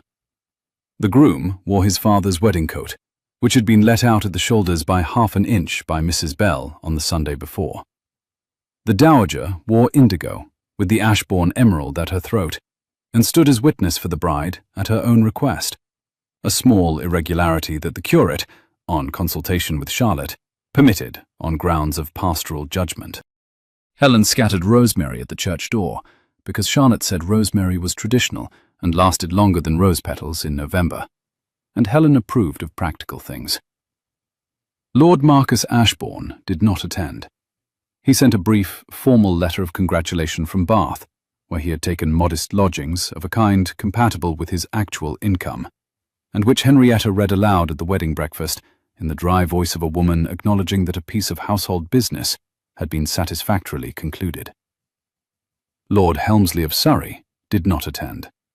He had, on receiving Marcus's letter of return and the unwelcome confirmation from his daughter's barrister, retreated to a Yorkshire estate to consider his social position, where, Henrietta was reliably informed, he was being lectured daily by Lady Anne, who had married her barrister in a quiet ceremony in October, and was, by all accounts, extraordinarily happy. William Wickham did not attend. He was in Boston, working as a junior clerk in a shipping firm on Long Wharf, and he had, by the time of his sister's wedding, repaid £4 3 of the 43 he owed to the Norfolk widow. Charlotte read his small, careful letters once a fortnight, with composure, and answered them once a month, with brevity. She did not invite him home. He did not ask to come. The wedding breakfast was small. It was set in the long dining room, at the centre of the room rather than the head, around a circular arrangement that Mrs. Bell had specifically requested of the under-butler, on the principle that a small wedding deserved a small table, and that no one, least of all the bride, should sit 23 feet from the person nearest her at her own wedding breakfast. The white linen had been laundered 3 times in the previous week. The silver was the wedding silver of the late Duke and his wife, used twice a year on average and polished, that morning, by 3 of the upper housemaids, until it cast back the candlelight in the precise, warm reflection of well-cared-for plate. There were lilies in a low silver bowl in the centre. Charlotte had asked for white in November, which the gardener had thought was eccentric, until he discovered, with no small admiration, that the lower glasshouse had 3 blooms remaining from the late summer planting that had been forced for exactly this purpose. There was wine from the late Duke's private stock, the Madeira that he had laid down in the autumn of 1815. There were 3 small toasts, one from the curate, one from the Duke, and one from Helen, who had stood on her chair, declared with magisterial solemnity that this was the happiest day she could remember, and sat down again with the composure of a child who had taken approximately 4 months to write the speech and intended to live by it. But the laughter at it, Henrietta thought, was the kind of laughter she had not heard in this house in 9 years. And as she watched her son cut the cake with a hand that had grown to the exact shape of his father's, and her new daughter-in-law direct a plate to a small, grave, owl-faced child by the fire who was being permitted, for the first time in her short life, to eat as many scones as she liked, the Dowager Duchess of Ashbourne thought of the morning 2 days before the bride had arrived. The morning she had tied a borrowed apron and looked into the glass, and she was quietly, profoundly, embarrassed by the woman she had seen. She did not apologize for that woman. She had, on the night of her unmasking, apologized once. Charlotte had received the apology, accepted it, and refused to allow it to be repeated. "I shall not be the daughter-in-law who lets her mother-in-law grovel," Charlotte had said. "It would set a precedent that would exhaust us both for the next 30 years.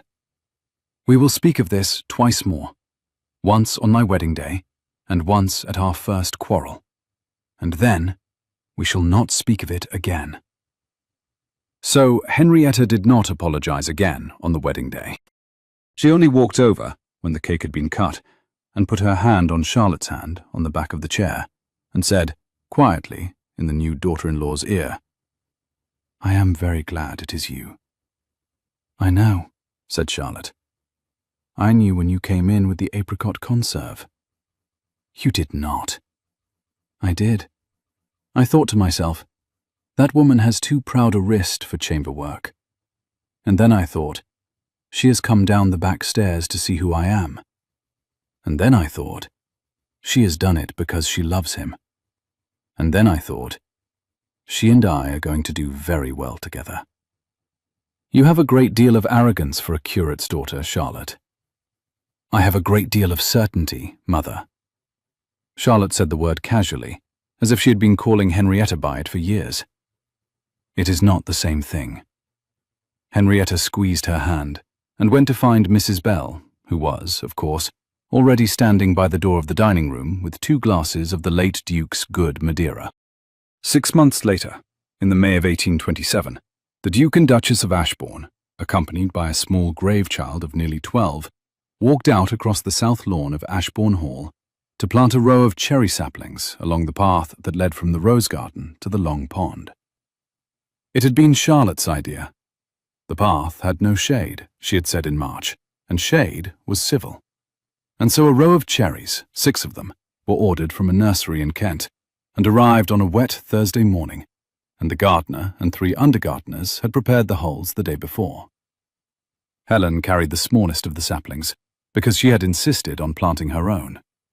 Charlotte carried a wicker basket that held, among other things, a small loaf of fresh bread wrapped in clean linen, 2 apples, and a flask of warm tea, because the planting was expected to take some hours.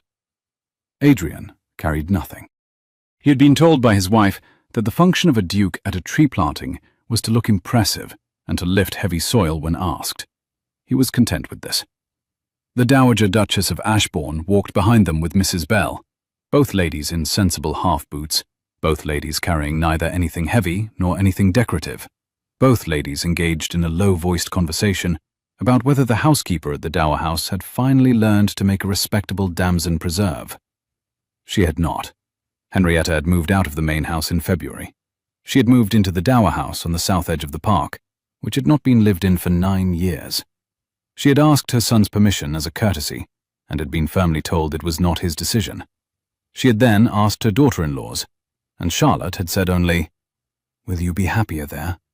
And on receiving the answer, had said, "Then yes." Henrietta had taken Mrs.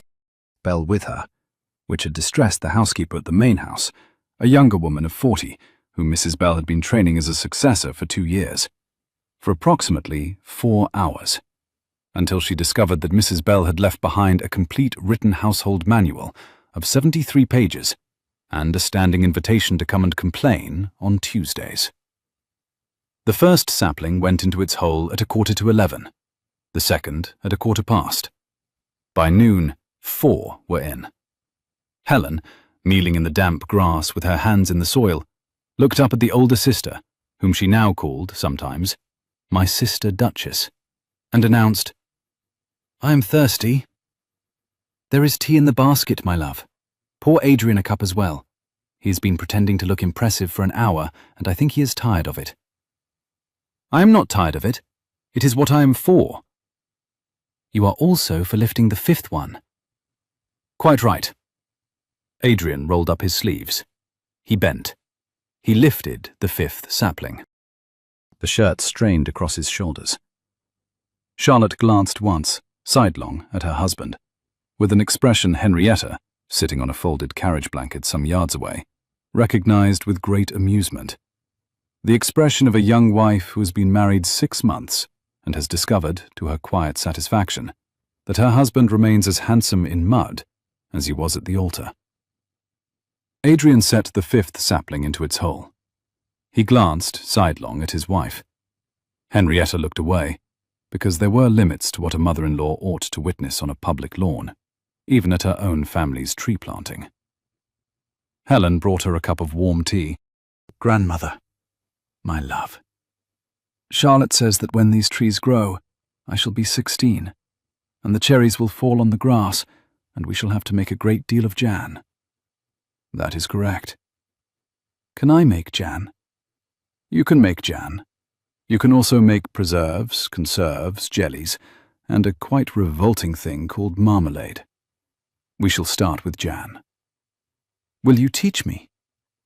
"I will teach you. Mrs. Bell will help. Your sister will supervise. Your brother-in-law will be banned from the kitchen on the grounds that he eats the fruit before we can boil it." "That is what Charlotte said." "Charlotte is correct. She is usually correct." I should like you to remember that when, in 8 or 10 years, you reach the age at which you decide you have outgrown your older sister's advice, she will still be correct.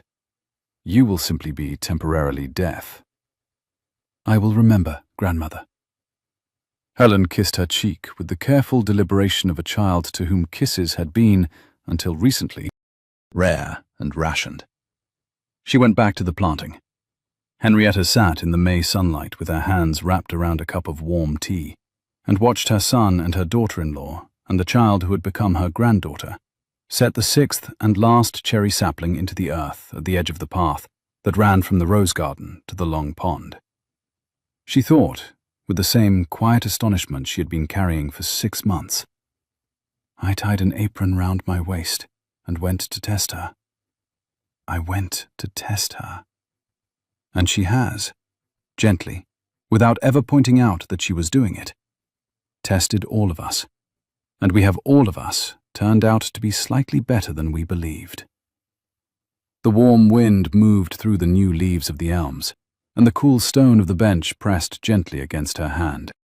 It was, Henrietta noted with the precision of a woman who had been watching the same elms for 30 years, a southerly wind, the kind that brought rain by Wednesday and warmth by Friday, the kind that meant the lambs at the home farm would be sheltering under the hedge by tea time, but that the kitchen garden would not need watering for the rest of the week.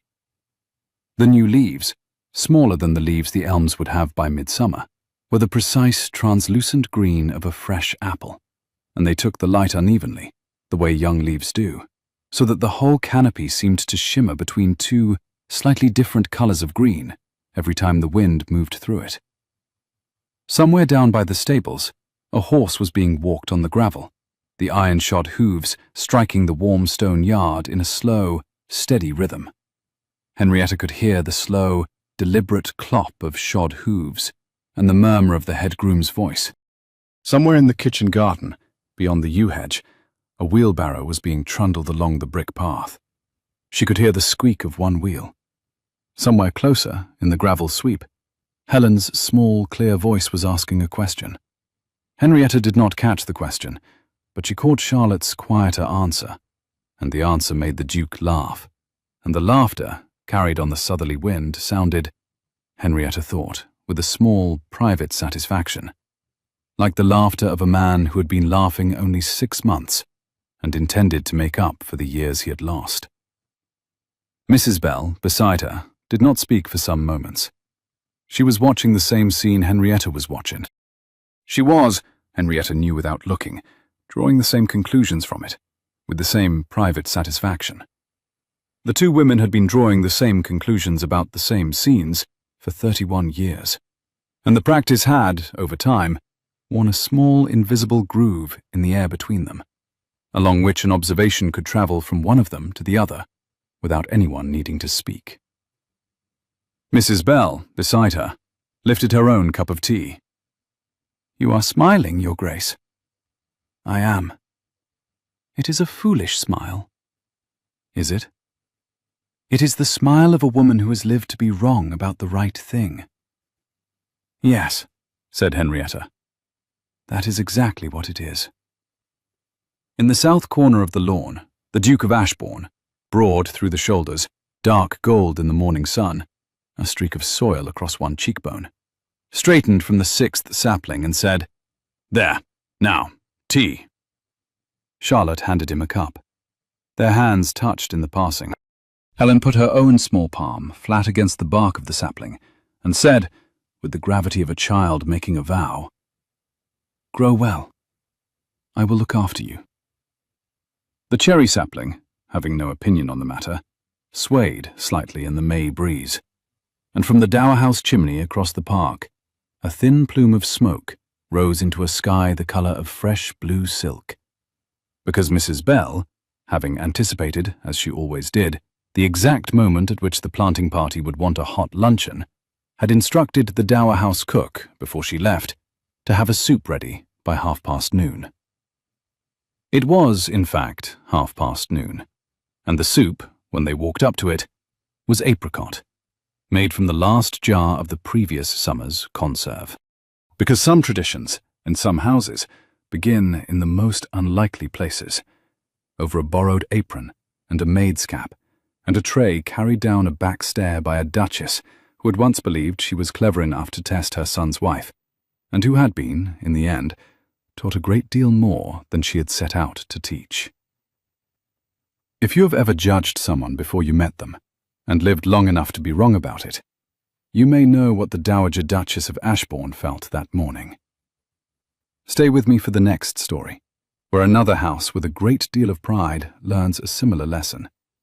And tell me, in the comments, the first time you discovered that the person you had quietly distrusted was, instead, the person who would save you. Subscribe, so the next fire is waiting when you come home.